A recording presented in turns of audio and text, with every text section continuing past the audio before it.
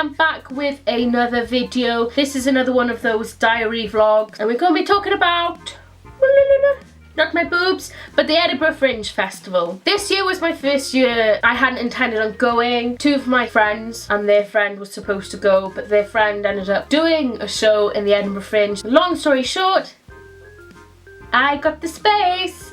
We flew from Cardiff. I had a bit of a faff flying over, I must admit.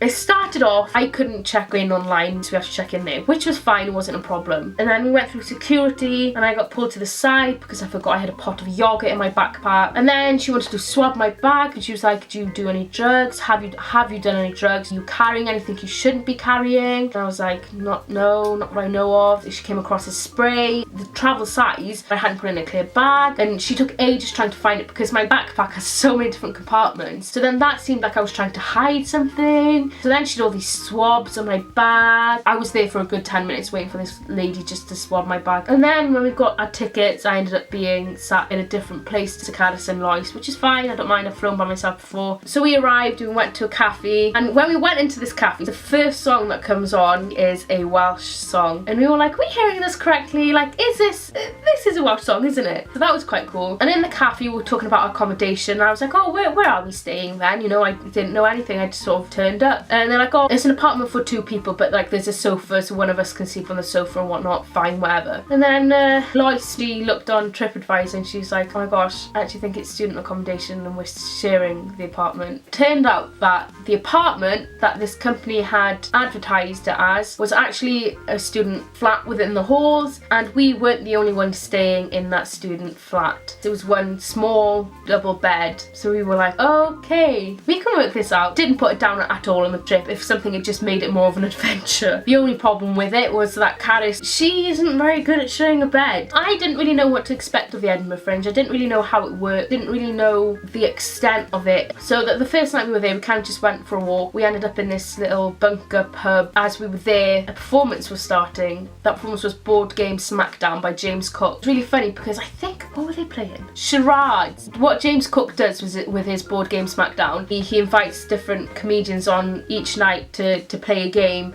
I cannot remember who the comedians with him were. Since the Fringe Festival, I have seen 2 out of the 3 of them on TV. It was a good start to our Edinburgh Fringe Festival. One of the first paid performances we went to watch was Some Voices by Spearhead Theatre New Celts Productions. These guys did a really good job of this performance and I really did enjoy it. One of the best things that I saw that I hadn't planned on going to see was Adele Is Younger Than Us by Stiff and Kitsch. I'd never heard of these 2 comedians before. It was so funny. The comedic timing together was just on point. It was based around Adele and some of her songs. The pinnacle for me of the Edinburgh Fringe Festival was Guru Dudu's Silent Disco. It has honestly been one of the funnest things I have ever done. So we turned up, we got our headphones. He's got a mic on so he can also talk to us through the headphones. One of the songs we did was Bohemian Rhapsody. He split us into 2 groups and then he would tell us which group was singing which bit when it came along. During this, we'd attracted a crowd. You sort of give it your all, not realising that the people who aren't part of this silent disco don't hear the music but only hear you shouting along to the music. And then another highlight of that for me was we were walking down this park singing Voulez-vous. This is the first time I've ever felt like real life was a musical. You're walking down and he'd like given us like a dance routine. Go down, you'd go like Voulez-vous, and then you'd go like aha, and then every aha you'd go like this. We were like a group of 50 people, if not more. And they'd be like, okay, now point to the guy on the bench. You'd be like aha, and then he'd be like, another person sat on the grass, aha. They didn't really see Guru Dudu because he was like in the midst of us. They couldn't really see that he was there, so they just thought that it was all choreographed. Literally, my song to life is All Night Long by Lionel Richie. That's the song we finished off on. I freaked out when I heard the first chord of that song. I'm getting so excited, the saliva's like building up in my mouth. If you ever come across Guru Dudu, do not miss the opportunity to go on a silent disco with him. I will tag his like website or his Facebook. Another one of our spontaneous shows was The Miserables by Master Productions. It is basically Les Miserables set in an office. It was absolutely hilarious. It would only be funny if you knew Les Miserables. Now we come to my 4 top performances. So the first one was Electric Eden by Not Too Tame Theatre. This was so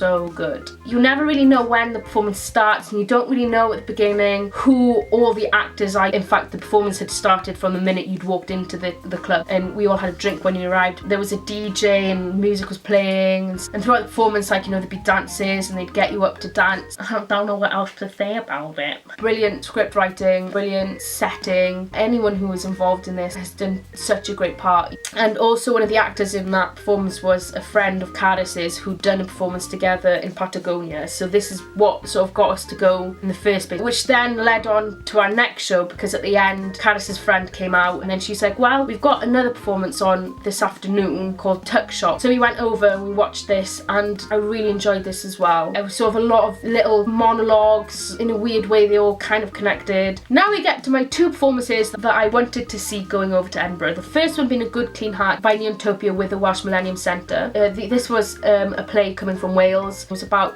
two boys who they later find out that they're twins. One of them being brought up in Wales by a Welsh family, farming background and proper Welsh, speaks Welsh, and then the other being in London, proper Londoner. But it was very clever because they used the Welsh language, but they used it in a way where if you didn't speak Welsh, you wouldn't not be able to watch a performance. And I think it worked better the way that they did it. It wouldn't have been so good if Alan had written it just in English. It was very clever the way it was worked. And then after this performance, we went to see another performance that I really wanted to see, which was Yuri, which is performed by the company August 012. This was another performance coming from Wales. Half the time you do not understand what's going on, but that's the point. You just go into this performance, you lose yourself in this performance, and you laugh until you're in pain. I think it's the #1 performance that I have laughed out loud the most to. But I mean, you can't really explain completely what it was like. It's one of those performances that you just have to go and see to truly understand the absurdity of it. And I enjoyed it because it was a performance that broke the fourth wall. It broke all rules of performances, but it was fine. They'd come out and they'd talk to the audience, they'd talk to the stage manager. It was just bonkers. It was really good. I really enjoyed it.